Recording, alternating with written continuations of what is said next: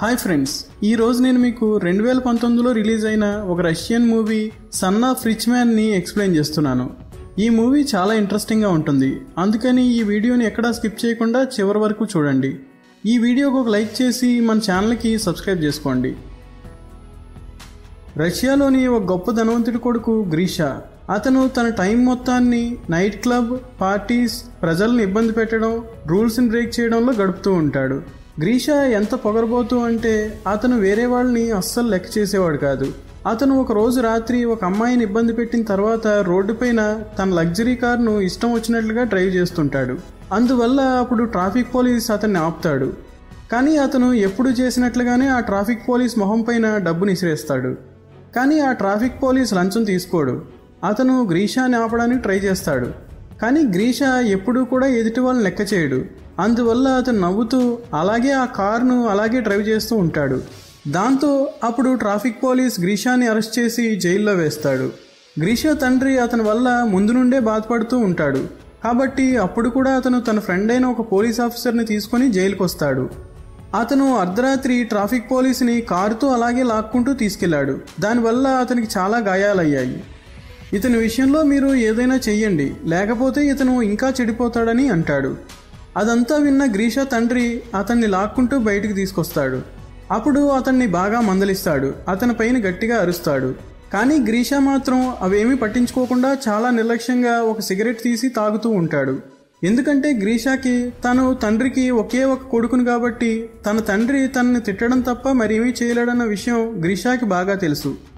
అలా అతన్ని చాలాసేపు తిట్టి గ్రీషా తండ్రి బాధపడుతూ అక్కడి నుండి వెళ్ళిపోతాడు. అప్పుడు గ్రీషా ఫాదర్ గ్రీషాని బాగు చేయడం కోసం తన ఫ్రెండ్ అయిన ఎనస్థేషియా దగ్గరికి వెళ్తాడు. ఆమె ఒక టీవీ ప్రొడ్యూసర్. అప్పుడు ఆమె గ్రీషా తండ్రిని హర్రర్ మూవీ సెట్ డిజైనింగ్లో స్పెషలిస్ట్ అయిన తన ఫ్రెండ్ దగ్గరికి తీసుకెళ్తుంది. గ్రీషా తండ్రి మరియు అనస్థేషియా ఎప్పుడైతే లీవ్ ఇంటికి వెళ్తారో అప్పుడు వాళ్ళు లీవ్ ఒక తాడుకు వేలాడుతూ ఉండడం చూస్తారు. కానీ అదంతా కూడా ఫేక్. అదంతా కూడా అతను డిజైన్ చేశాడు. ఇతను ఇటువంటి డిజైన్స్ని, డివైజెస్ని తయారు చేసి ప్రజల కళ్ళను మాయ చేస్తాడు. అతను గ్రీషా తండ్రికి ఒక బొటన్ వేల్ని కట్ చేసి చూపిస్తాడు. అది కూడా ఫేకే. అప్పుడు గ్రీషా తండ్రి లీవ్కి వాళ్ళ అబ్బాయి గురించి చెప్తాడు. అతన్ని బాగు చేయడానికి ఏదైనా ప్లాన్ చేయమని అడుగుతాడు. తర్వాత ఒకరోజు రాత్రి గ్రీషా పార్టీకి వెళ్ళి వస్తూ ఉంటాడు. అప్పుడు అతను తన లగ్జరీ కార్ని ఎవరో తీసుకెళ్తూ ఉండడం చూస్తాడు. దాంతో అతను ఆ కారు వెనుక పరిగెడుతూ వెళ్తుంటాడు. అప్పుడే గ్రీషాని వెనుక నుండి ఎవరో షూట్ చేస్తారు. దానివల్ల అతను స్పృహ కోల్పోతాడు. తర్వాత గ్రీషా స్పృహలోకి వచ్చి ఎప్పుడైతే నిద్రలేస్తాడో అప్పుడు అతను ఒక గుర్రాల కొట్టంలో ఉంటాడు. అప్పుడే అక్కడికి ఒక వ్యక్తి వచ్చి గ్రీషాని పట్టుకొని బయటికి తీసుకెళ్లి అతన్ని కొడుతూ ఉంటాడు. అప్పుడు అతను గ్రీషాతో, నేను నీకు నిన్న రాత్రి గుర్రాలను రెడీ చేయమని చెప్పాను, కానీ వాటిని ఎందుకు రెడీ చేయలేదు అని అడుగుతాడు. అప్పుడు గ్రీషా అతనితో, నిన్న రాత్ర నా లైఫ్లో నేను నిన్ను మొదటిసారి చూస్తున్నాను అని అంటాడు. అప్పుడే ఆ ల్యాండ్ ఓనర్ అయిన డిమిట్రీ అక్కడికి వస్తాడు. అప్పుడు అతని కొడుకు ఎలెక్సీని కొరడా ఇవ్వమని అడుగుతాడు. అప్పుడు ఎలెక్సీ కొరడాను ఎండీకి ఇస్తాడు. అప్పుడు ఎండీ గ్రీషాని కొరడాతో బాగా కొడుతుంటాడు. తర్వాత ల్యాండ్ ఓనర్ గ్రీషాతో, నేను టీ తాగడం అయిపోయేసరికి నా గుర్రం రెడీ అవ్వాలని అంటాడు. కానీ గ్రీషాకి ఇక్కడ ఏం జరుగుతుందో అస్సలు అర్థం కావడం లేదు.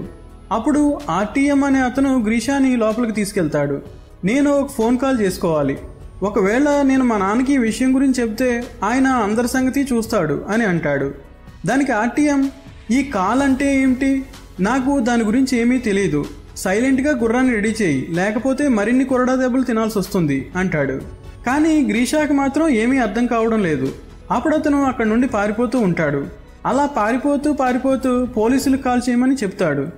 గ్రీషా అలా పారిపోతున్న టైంలో అక్కడ 18వ శతాబ్దం సిచ్యువేషన్ చూస్తాడు.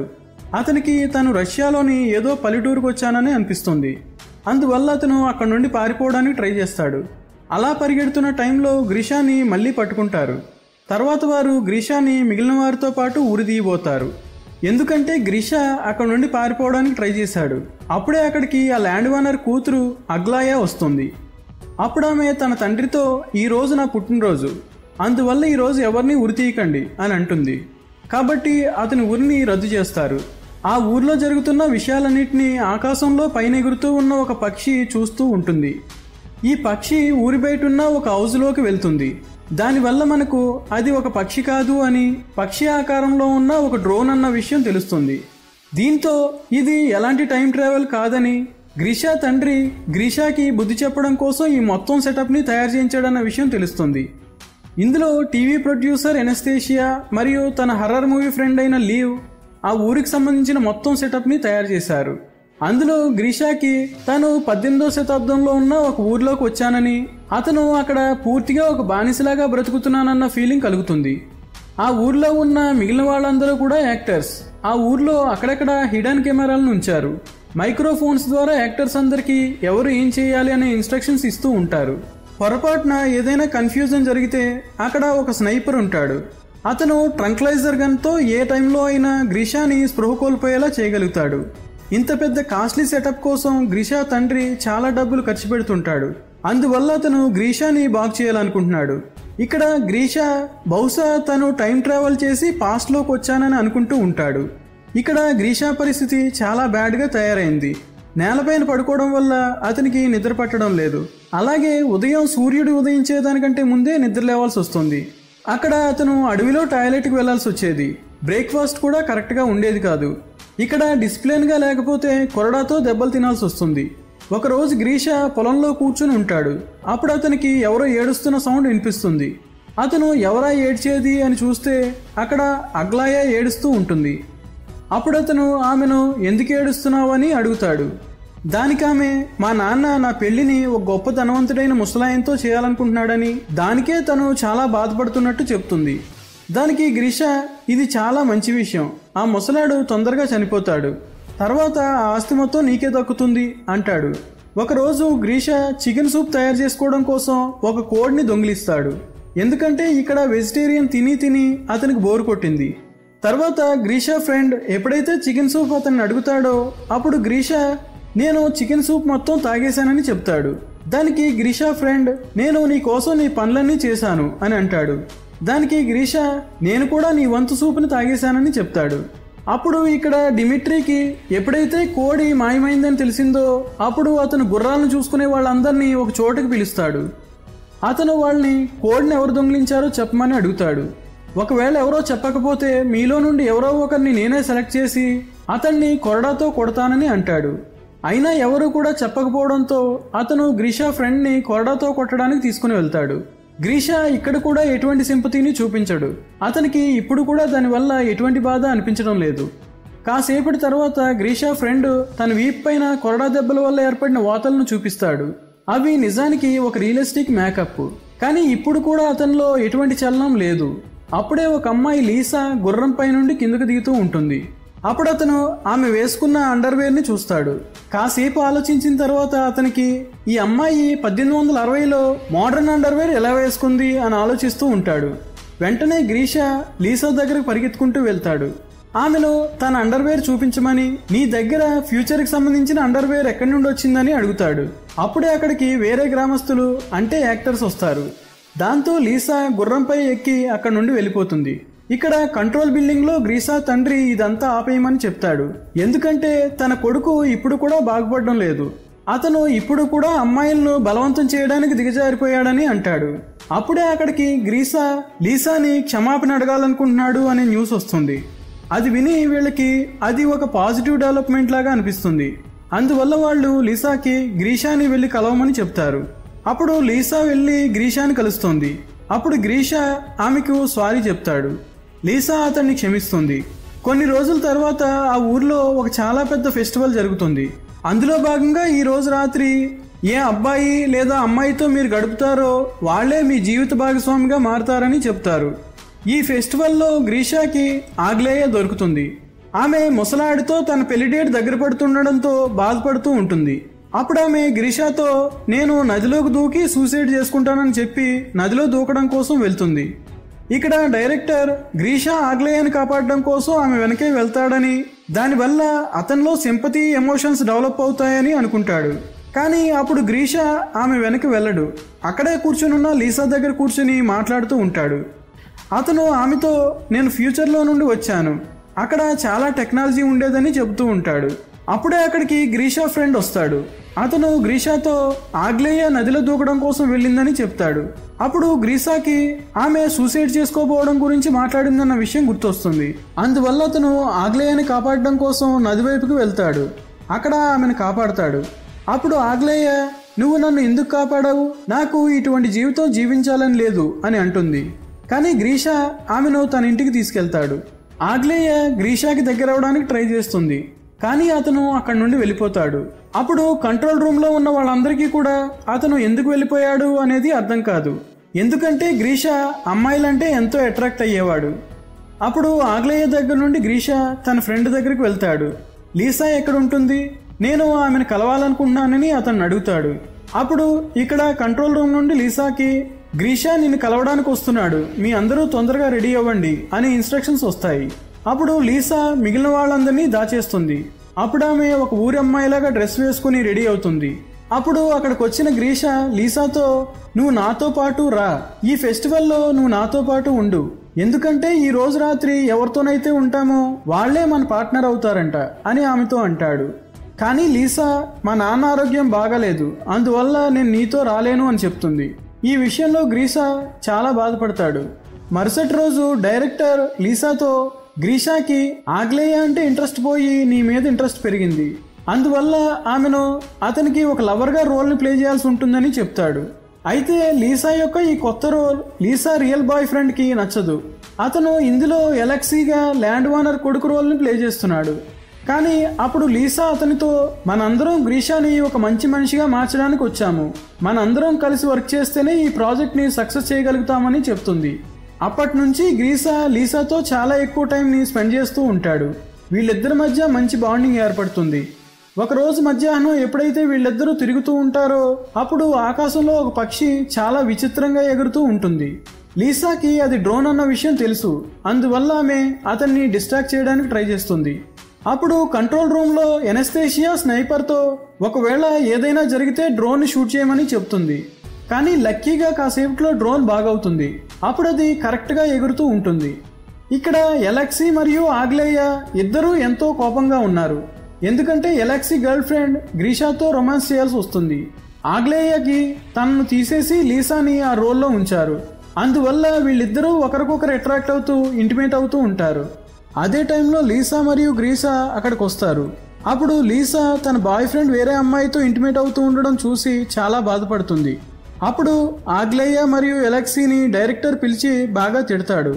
మీ ఇద్దరిది ఇందులో అన్నా చెల్లెల రోల్, కనీసం మీరు సెట్ పైనైనా కరెక్ట్గా ఉండాల్సిందని అంటాడు. అప్పుడు వాళ్ళిద్దరినీ జాబ్ నుండి తీసేస్తాడు. ఇక్కడ లీసా తన బాయ్ ఫ్రెండ్ యొక్క ఈ బిహేవియర్ వల్ల చాలా బాధపడుతూ ఉంటుంది. గ్రీషా ఆమెను ఓదార్చడానికి ట్రై చేస్తాడు. అప్పుడు అతను ఆమె కోసం క్యాండిల్ లైట్ డిన్నర్ని ఏర్పాటు చేస్తాడు. ఆమెతో కలిసి డిన్నర్ చేస్తాడు. డిన్నర్ తర్వాత వీళ్ళిద్దరూ ఒకరితో ఒకరు టైం స్పెండ్ చేస్తారు. అప్పుడు గ్రీషా లీసాతో, నువ్వు ఒప్పుకుంటే నేను నిన్ను పెళ్లి చేసుకోవడానికి రెడీగా ఉన్నానని చెప్తాడు. కాసేపు ఆలోచించిన తర్వాత లీసా సరే అంటుంది. అప్పుడు వీళ్ళిద్దరూ కిస్ చేసుకుంటూ ఉంటారు. కంట్రోల్ రూమ్లో సంతోషకరమైన వాతావరణం ఏర్పడుతుంది. ఎందుకంటే లైఫ్లో మొదటిసారి జాలి, ప్రేమ అనే ఎమోషన్స్ గ్రీషా లోపల ఏర్పడ్డాయి. దాని కారణంగా అతని తండ్రి చాలా సంతోషంగా ఉన్నాడు. మరోవైపు ఆగ్నేయని సెట్ నుండి పంపించినందుకు కోపంతో ఆమె ఒక టీవీ టాక్ షోకి వెళ్లి రష్యాలోని రిచెస్ట్ బిజినెస్ మ్యాన్ అబ్బాయి అయిన గ్రీషాని కిడ్నాప్ చేశారని, అక్కడ అతని చాలా బ్యాడ్గా ట్రీట్ చేస్తున్నారని ఆ షోలో చెబుతుంది. రష్యా పోలీసులు ఈ విషయాన్ని చాలా సీరియస్గా తీసుకుంటారు. ఈ కిడ్నాప్ కేసుకు సంబంధించిన ఇన్వెస్టిగేషన్ని స్టార్ట్ చేస్తారు. ఇక్కడ గ్రీషా తండ్రి చాలా బాధపడతాడు. అప్పుడు అతను డైరెక్టర్తో, ఇదంతా ఆపేయండి, మనం ఇక్కడ నుండి వెళ్ళిపోదాం పదండి అని అంటాడు. కానీ ఆ డైరెక్టర్ మాత్రం, ఇన్వెస్టిగేషన్ ఇక్కడ వరకు చేరుకోవడానికి కాస్త టైం పడుతుంది, అందువల్ల మనం దీన్ని క్లైమాక్స్కి తీసుకొద్దామని అంటాడు. దానికోసం అతను ఆ ఊరిపైన మంగోల్స్ యొక్క అటాక్ జరిగే సీన్ని క్రియేట్ చేయాలనుకుంటాడు. దాంతో ఆ ఊరికి చాలా మంది మంగోల్స్ వస్తారు. అక్కడి ప్రజలు వాళ్ళకి ఆహారాన్ని ఆఫర్ చేస్తారు.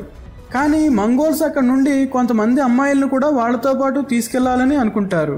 వాళ్ళు ఆ గుంపులో నుండి ఒక అమ్మాయిని సెలెక్ట్ చేసుకుంటారు. అయితే అప్పుడు ఆ అమ్మాయి తండ్రి మంగోల్స్ని తన కూతుర్ని వదిలేయమని వేడుకుంటాడు. కానీ మంగోల్స్ లీడర్ అతనితో, నువ్వు మా సైనికుల్లో ఒక సైనికుడితో ఫైట్ చేయి, ఒకవేళ నువ్వు గెలిస్తే నీ కూతుర్ని వదిలేస్తామని చెబుతాడు. అప్పుడు అతనికి మంగోల్స్లో నుండి ఒక సైనికుడికి మధ్య పెద్ద ఫైట్ జరుగుతుంది. ఈ ఇద్దరు నిజానికి చాలా మంచి స్టంట్ మ్యాన్స్. వాళ్ళని డైరెక్టర్ చాలా తొందరగా ప్రిపేర్ చేశాడు. వీళ్ళిద్దరూ ఫైట్ చేస్తున్న టైంలో ఆ సైనికుడు ఆ అమ్మాయి తండ్రి తలను నరికేస్తాడు. నిజానికి అదంతా కూడా ఫేకే. అప్పుడు ఆ తండ్రి యొక్క త్యాగాన్ని చూసి మంగోల్స్ లీడర్ ఆ అమ్మాయిని వదిలేస్తాడు. కానీ ఆ అమ్మాయి ప్లేస్లో మరో అమ్మాయిని తమతో పాటు తీసుకెళ్లాలని చూస్తారు. వాళ్ళు ఈసారి లీసాని సెలెక్ట్ చేసుకుంటారు. ఆమె కోసం ఫైట్ చేయడానికి ఎవరు లేరు. అప్పుడు గ్రీషా ఫ్రెండ్ గ్రీషాతో నువ్వు నీ లవర్ని కాపాడుకోవా అని అడుగుతాడు. అది విని గ్రీషా చాలా కన్ఫ్యూజ్ అవుతాడు. కానీ అతను భయంతో అక్కడి నుండి పారిపోతాడు. అందరికీ ఇది చాలా విచిత్రంగా అనిపిస్తుంది. ఎందుకంటే వాళ్ళందరూ అతను లీసాని చాలా ప్రేమిస్తున్నాడు అనుకున్నారు. కంట్రోల్ రూమ్ లో కూడా అందరూ చాలా బాధపడుతూ ఉంటారు. లీసా కూడా గ్రీషాని సహాయం చేయడం కోసం పిలుస్తూ ఉంటుంది. కానీ గ్రీషా అక్కడి నుండి వెళ్ళిపోతాడు. కాసేపటి తర్వాత గ్రీషా గుర్రం పైన వస్తాడు. అతను మంగోల్స్తో కాసేపు ఫైట్ చేసిన తర్వాత లీసాని గుర్రం పైన ఎక్కించుకొని అక్కడి నుండి వెళ్ళిపోతాడు. గ్రీషా వెళ్ళిన కాసేపట్లో అక్కడికి పోలీసులు వస్తారు. కానీ గ్రీషా అక్కడ లేనందున అప్పుడు డైరెక్టర్ ఇక్కడ మా మూవీ షూటింగ్ జరుగుతుందని పోలీసులతో చెప్తాడు. దానికి పోలీసులు ఏమీ అనలేకపోతారు. ఎందుకంటే షూటింగ్ చేయడం అనేది ఎటువంటి నేరం కాదు. అందువల్ల సైలెంట్గా వాళ్ళు అక్కడ నుండి వెళ్ళిపోతారు. అప్పుడు లీసా మరియు గ్రీషా గుర్రం పైన వెళ్తూ ఆ ఊరి సరిహద్దును దాటి బయటకు వెళ్ళిపోతారు. అక్కడ వాళ్ళకి ఒక మోడర్న్ పెట్రోల్ బంక్ కనపడుతుంది. అది చూసి గ్రీషా చాలా కన్ఫ్యూజ్ అవుతాడు. వాళ్ళ డ్రామా మొత్తం బయటపడుతూ ఉండడం చూసి లీసా జరిగిందంతా చెప్పబోతుంది. అదే టైంలో స్నైపర్ ట్రాంకోనైజర్తో గ్రీషాని స్పృహ కోల్పోయేలా చేస్తాడు. తర్వాత రోజు గ్రీషా హాస్పిటల్లో కళ్ళు తెరుస్తాడు. అప్పుడు అతని తండ్రి తనకి నువ్వు కార్ యాక్సిడెంట్ తర్వాత 3 నెలల నుండి కోమాలో ఉన్నావు, ఈ రోజే స్పృహలోకి వచ్చావని చెప్తాడు. ఇప్పుడు గ్రీషా తన లగ్జరీ కారును తీసుకుని బయటకు వెళ్తాడు. కానీ ఇప్పుడు అతను ఆ కారును ఎంజాయ్ చేయలేకపోతున్నాడు. నైట్ పార్టీకి కూడా వెళ్తాడు. కానీ అతనికి ఆ 3 నెలలకు ముందు ఏదైతే ఎంజాయ్మెంట్ ఉండిందో ఆ ఎంజాయ్మెంట్ ఇప్పుడు రావడం లేదు. అతనికి తన తప్పు తెలియడం వల్ల అతను తన లగ్జరీ కారుతో ఏ ట్రాఫిక్ పోలీస్కి అయితే గాయాలు చేసి హాస్పిటల్కి పంపించాడో ఆ ట్రాఫిక్ పోలీస్కి తన లగ్జరీ కార్ని ఇచ్చేస్తాడు. ఒక రోజు నైట్ క్లబ్లో గ్రీషా ఎలెక్సీ మరియు ఆగ్లేయాని చూస్తాడు. అతను వాళ్ళని లీసా ఎక్కడుందని అడుగుతాడు. దానికి ఎలెక్సీ మరియు ఆగ్లేయ ఇద్దరూ కలిసి ఆ మొత్తం ఊరి సెటప్ గురించి అతనికి చెప్తారు. అతన్ని లీసా దగ్గరికి తీసుకెళ్తారు. అప్పుడు గ్రీషా లీసాని చూసి ఇంతకు ముందు నేను నీతో ఏదైతే చెప్పానో అది ఇప్పుడు కూడా నిజమే, నేను నిన్ను ఎంతగానో ప్రేమిస్తున్నాను అంటాడు. అప్పుడు లీసా నేను కూడా నిన్ను ప్రేమిస్తున్నానని చెప్తుంది. అప్పుడు వాళ్ళిద్దరూ కిస్ చేసుకుంటారు. కొన్ని రోజుల తర్వాత గ్రీషా ఫాదర్ ఎనస్థీషియాని మ్యారేజ్ చేసుకుంటాడు. తర్వాత గ్రీషా తన తండ్రికి తనను ఒక మంచి మనిషిగా మార్చినందుకు, ఈ క్రేజీ ప్రాజెక్ట్ ఏర్పాటు చేసి తనను బాగు చేసినందుకు మనస్ఫూర్తిగా థ్యాంక్స్ చెప్తాడు. అప్పుడు అతను తన తండ్రిని హక్ చేసుకుంటాడు. ఇప్పుడు గ్రీషా తన లైఫ్లో ఒక మంచి నిర్ణయాన్ని తీసుకుంటాడు. అదేమిటంటే ఎవరైతే ధనికుల పిల్లలు డబ్బు కారణంగా చెడిపోతారో వాళ్ళని ఇక్కడికి తీసుకురావాలి. వాళ్ళని బాగు చేయడం కోసం ఈ క్రేజీ ప్రాజెక్ట్లో తను కూడా వర్క్ చేయాలని అనుకుంటాడు. ఇక్కడతో ఈ మూవీ ఎండ్ అవుతుంది. సో ఇది ఫ్రెండ్స్ ఇవాళ స్టోరీ. ఈ స్టోరీ కనుక మీకు నచ్చినట్లయితే మరికొన్ని ఇంట్రెస్టింగ్ స్టోరీస్ కోసం మన ఛానల్ని సబ్స్క్రైబ్ చేయండి. Thanks for watching.